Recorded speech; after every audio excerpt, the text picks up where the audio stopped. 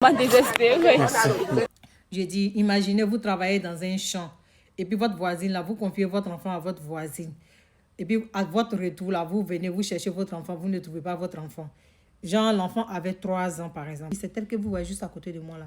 Elle allait au champ. Maintenant, quand elle partait au champ, là, genre, elle a l'habitude de garder son enfant chez une voisine. Donc, la voisine gardait sa fille de 3 ans. Elle est partie faire quelques heures de travail au champ et puis elle se retournait. Maintenant, un jour, elle a confié son enfant à cette voisine. Elle allait travailler à 7h30. Donc, elle s'est retournée à 9h. Maintenant, à son retour, elle va venir, elle ne voit pas son enfant. Donc, la voisine va lui demander comme ça, « Ah, tu es venu prendre ton enfant, tu ne m'as pas fait signe. » Elle dit, « Non, je viens d'arriver, regarde mon pied, je viens d'arriver. » Et l'enfant, la voisine dit, « Depuis 10 heures, je cherche ton enfant, je ne vois pas. » Ils vont faire tout le tour du quartier, tous les bas-fonds, ils vont fouiller partout. Non, ils ne vont pas trouver l'enfant. Donc, l'enfant là, il y a quelqu'un a pris son enfant, sa petite, sa Denis de 3 ans. La personne a vu Denis là devant et puis la vu derrière.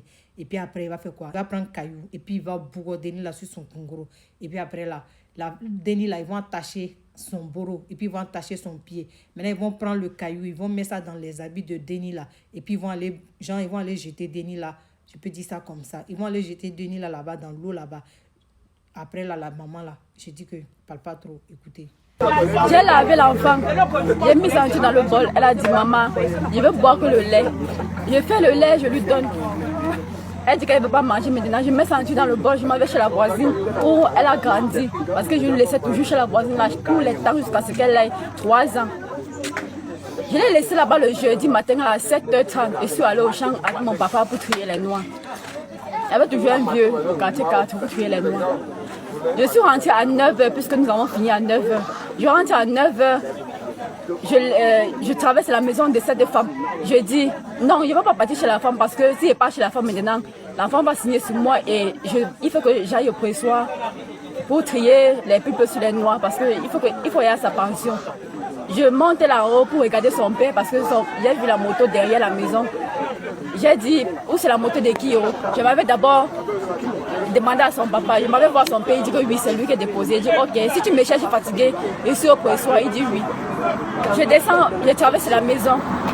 Je traverse la maison du pressoir, où j'ai laissé l'enfant. Je m'en vais au pressoir. Je trie mes pulpes. Jusqu'à 15h.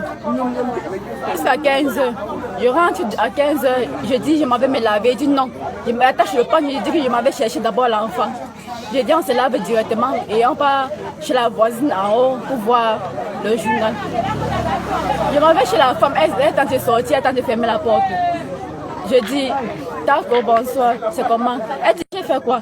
Elle dit, tu viens prendre l'enfant chez moi.